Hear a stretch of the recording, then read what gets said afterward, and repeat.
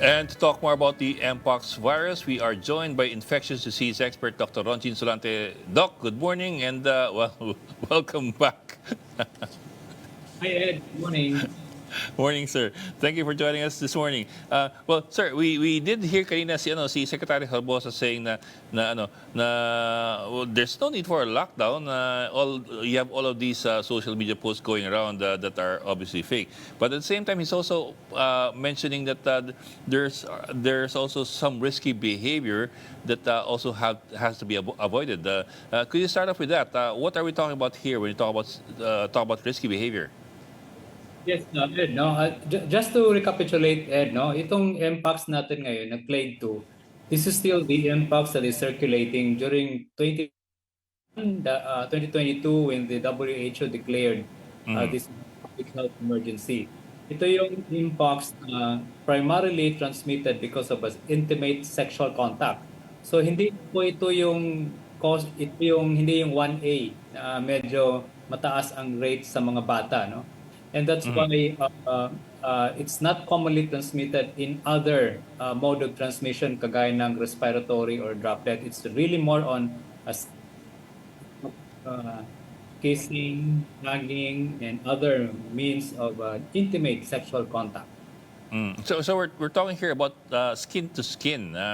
Airborne is not even anywhere in the equation. There is still one of that possibility, especially for when you have intimate contact din naman. You can also, you speak, you also exchange air during the time you do it together with your partner. Na rin yun. Kasi alam mo Ed, madalas ang nakikita naming Mpox ngayon, ang mga lesions are usually concentrated in the mucosal area, sa mouth, sa nose, and then dito sa mga genital area and anal area. Not much of the yung generalized na makikita natin na talagang kalat, no? Kalat. So hindi ganun kalat. Yes, sir. Doc, if you don't mind, a bit of the basics here, kasi for those not familiar, when you say monkeypox or mpox, parang nakakatakot pakinggan. Broad strokes. What exactly is it? I know it's viral, and a lot of it is skin-to-skin contact, among other things, of course. Pero what exactly is it, and what does it do? Yes, correct, Ed. No, matatakot pa rin tayo because at the start, yung virus na yan, it will only affect the mucosal area and the skin, no? May lagnat, konting sakit sa ulo. But after 5 to 7 days, especially among those mga bata, mga immunocompromised, it will really lead to a systemic complications kagaya ng involvement of the brain, lungs, including the liver, no? So a lot of times when this patient will have involvement sa mga ganong klaseng masela na parte ng organs natin, that will really be causing them more severe type of Mpox. And that's why the clade 1 has a case fatality rate of more than 50%. Clade 2 is only like 10 to 15%. At nakikita natin dito, yung mga immunocompromised talaga ang medyo madadali dito because of the mababa yung immune response. Pero Doc, we're not looking at anything anywhere in the vicinity of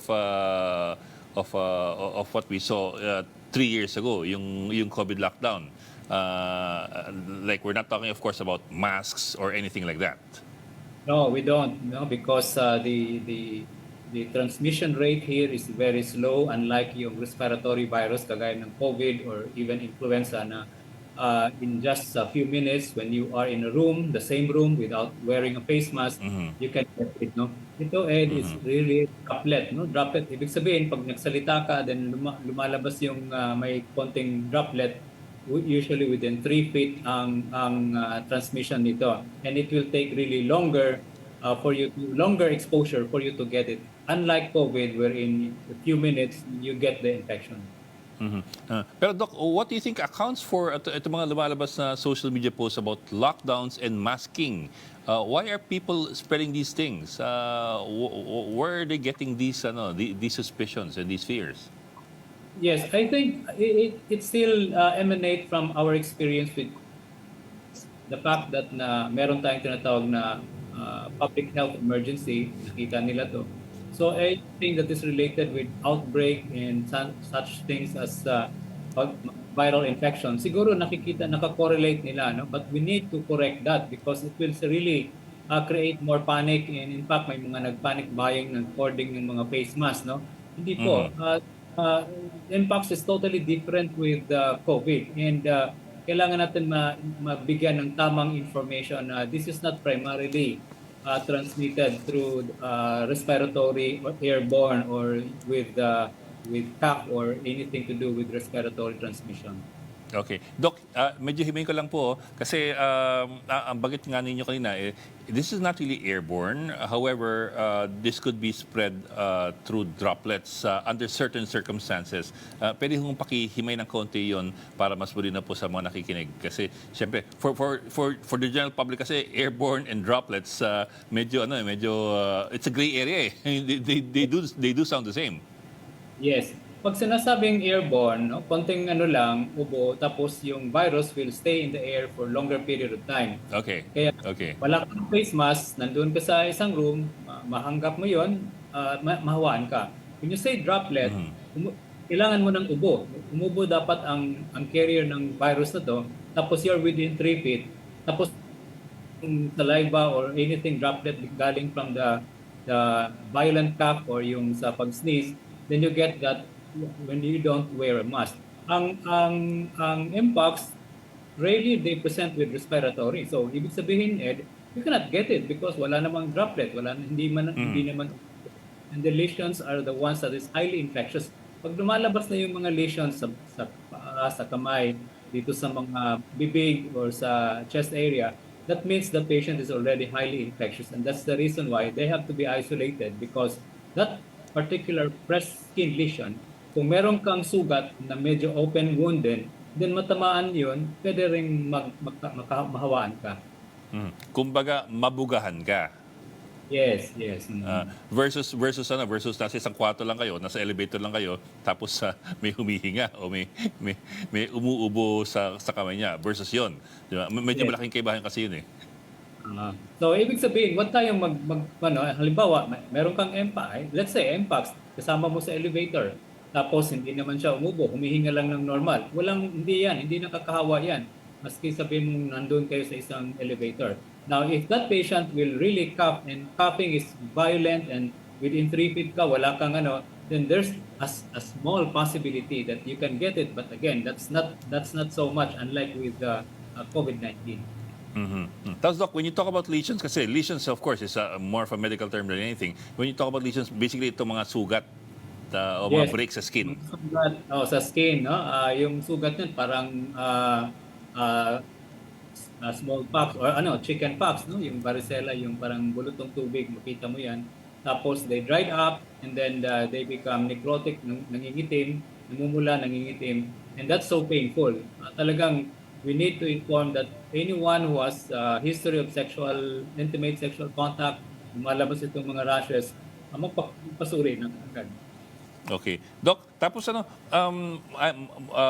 my understanding, tell me if I'm getting this right, yung the Deadlier strain of Mpox is not in the Philippines yet. What we're seeing here is the more, the less deadly strain, if I'm getting that right.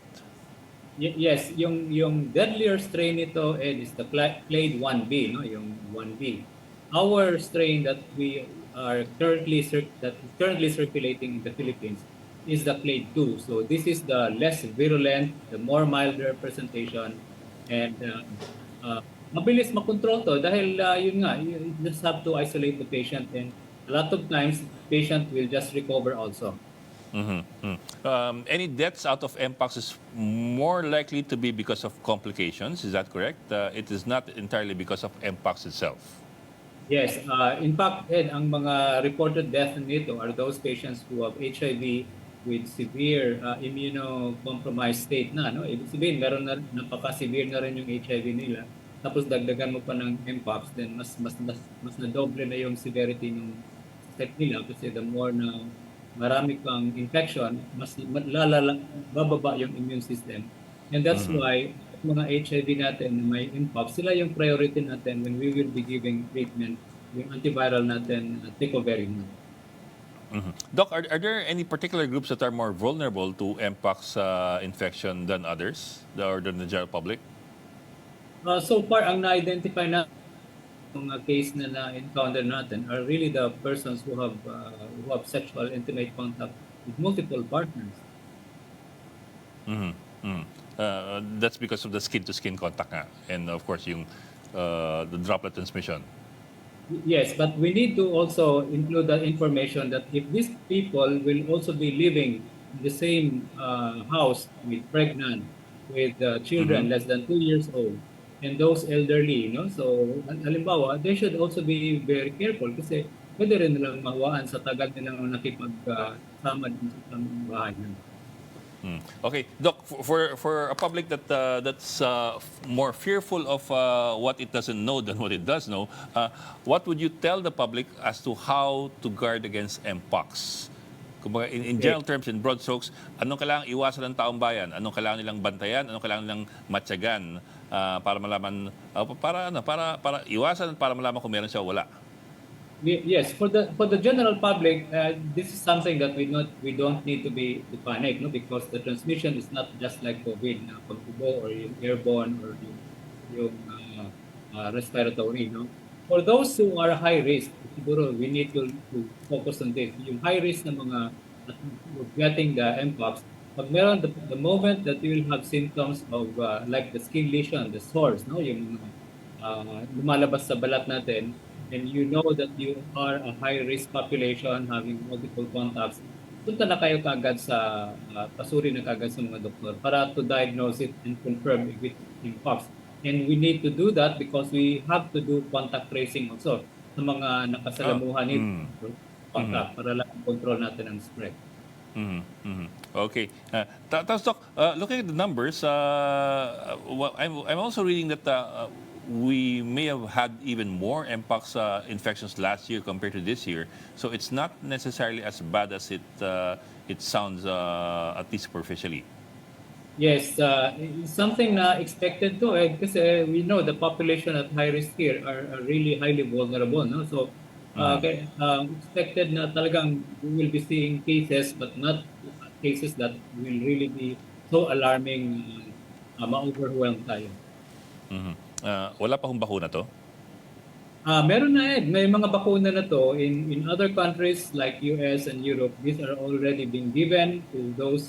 Ang bakuna din nito ay binibigay lang doon sa targeted population high risk of getting it. So, but not for the general public or the general population. Yeah, I suppose we're not yet naman at that stage where we need to have vaccinations of Mpox, not particularly for the general public. Not for the general public, but I highly recommend kung meron mang available na bakuna doon sa mga high-risk population. Okay, Doc. I guess that's it. So no reason to be concerned or afraid, no? Just take the normal precautions at umiwas sa mga bumabahin ng malakas. Cover your mouth, I guess. Maraming salamat, Dr. Rontgene Solante, infectious disease expert. Thank you for joining Morning Matters, sir.